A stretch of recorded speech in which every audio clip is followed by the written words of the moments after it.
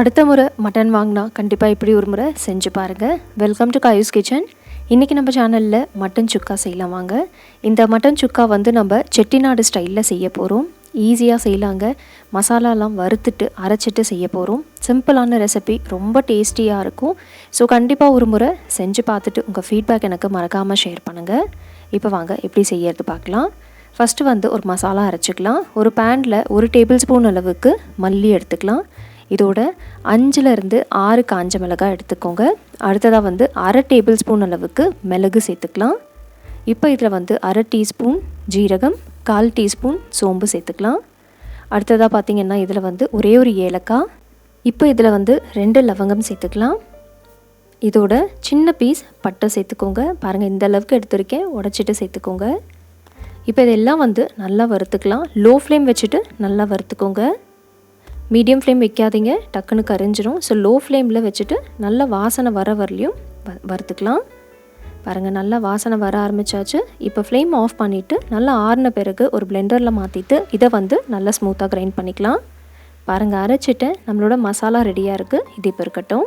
அடுத்ததாக பார்த்திங்கன்னா மட்டன் எடுத்துக்கலாம். இன்றைக்கி வந்து நான் போனோட மட்டன் எடுத்திருக்கேன். 1/2 கிலோ அளவுக்கு எடுத்திருக்கேன். நல்ல மஞ்சள் போட்டு வாஷ் பண்ணியாச்சு.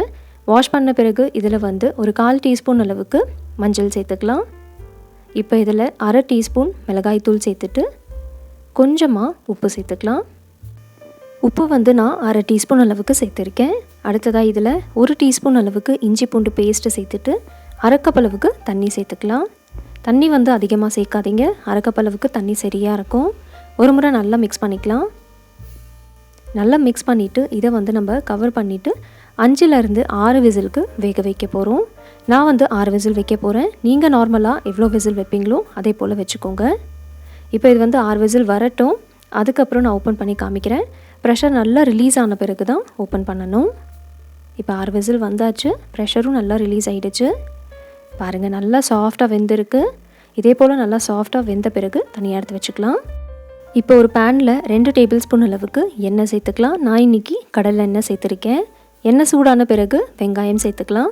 2 மீடியம் சைஸ் அளவுக்கு வெங்காயமை நல்லா மெல்லிஸாக ஸ்லைஸ் பண்ணிவிட்டு சேர்த்துருக்கேன். இதோட 2 பச்சை மிளகாவும் சேர்த்துக்கோங்க, உடச்சிட்டு சேர்த்துக்கோங்க. இப்போ இந்த வெங்காயமை வந்து நல்லா சாஃப்ட் ஆகிற வரலையும் வதக்கிக்கணும். கோல்டன் ப்ரௌன் கலர் வரணுன்ட்டு அவசியம் இல்லைங்க, நல்லா சாஃப்ட் ஆனால் போதும்.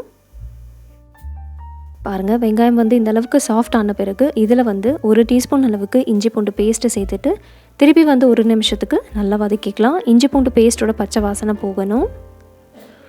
உங்களுக்கு வேணும்னா நீங்கள் வந்து பெரிய வெங்காயம் எடுக்காமல் சின்ன சாம்பார் வெங்காயம் இருக்குல்ல, அது கூட எடுத்துக்கலாம். இப்போ இதில் வந்து நம்ம வேக வச்ச மட்டனை தண்ணியோடு அப்படியே சேர்த்துக்கோங்க. சேர்த்துட்டு நம்ம மசாலா பொடி அரைச்சி வச்சுருந்தோம்ல, அதையும் சேர்த்துக்கலாம். சேர்த்துட்டு நல்லா ஒரு முறை மிக்ஸ் பண்ணிக்கலாம். நீங்கள் மட்டன் சுக்கா ஒரே ஒரு முறை இப்படி செஞ்சு பாருங்கள். மசாலாவை வறுத்து அரைச்சிட்டு செஞ்சு பாருங்கள். நல்லா வாசனையாக இருக்கும், ரொம்ப டேஸ்டியாக இருக்கும். பாருங்கள், நல்லா மிக்ஸ் பண்ணிவிட்டேன். இப்போ இதில் வந்து கொஞ்சமாக உப்பு சேர்த்துக்கலாம். நம்ம மட்டன் வேக வைக்கிறப்பவே முன்னாடியே கொஞ்சமாக உப்பு சேர்த்துருந்தோம்ல, ஸோ இப்போ வந்து உப்பு பார்த்து சேர்த்துக்கோங்க. நல்லா ஒரு முறை மிக்ஸ் பண்ணிவிட்டு இதை வந்து நம்ம நல்லா ட்ரை ஆகிற வரலையும் ரோஸ்ட் பண்ணணும். லோ ஃப்ளேம் வச்சுட்டு இதை வந்து அப்பப்போ மிக்ஸ் பண்ணிகிட்டே இருங்க. இது நல்லா ரோஸ்ட் ஆகிறதுக்கு ஒரு 5 to 6 மினிட்ஸ் ஆகும். பாருங்கள், இப்போவே ஓரளவுக்கு நல்லா ட்ரை ஆகிடுச்சு. இந்த அளவுக்கு நல்லா ட்ரை ஆகணும். அவ்வளோதாங்க, இப்போ இது ரெடி ஆகிடுச்சு. இந்த அளவுக்கு நல்லா ட்ரை ஆன பிறகு ஃபைனலாக வந்து கருவேப்பிலை சேர்த்துக்கலாம். ஒரு கையளவுக்கு கருவேப்பிலை சேர்த்துக்கோங்க. கருவேப்பிலை சேர்த்துட்டு நல்லா ஒரு முறை மிக்ஸ் பண்ணிக்கலாம். எப்போவுமே கருவேப்பிலையை கடைசியாக ஒரு முறை சேர்த்துட்டு நல்லா மிக்ஸ் பண்ணிவிட்டு அதுக்கப்புறம் சர்வ் பண்ணுங்கள். நல்ல வாசனையாக இருக்கும். வேணும்னா கருவேப்பிலை நீங்கள் முன்னாடியே கூட சேர்த்துக்கலாம். பட் ஆனால் திருப்பி ஒரு முறை கடைசியாக கூட சேர்த்துக்கோங்க. அவ்வளோதான், பாருங்கள், நல்ல டேஸ்டியாக வாசனையாக மட்டன் சுக்கா ரெடி ஆகிடுச்சு. இது வந்து ரைஸ்க்கு நீங்கள் சைட் டிஷ்ஷாக வச்சு சாப்பிடலாம். தோசை, இட்லி, அதுக்கப்புறம் சப்பாத்தி, ரோட்டி, நான் எல்லாத்துக்குமே ரொம்ப நல்லாயிருக்கும்.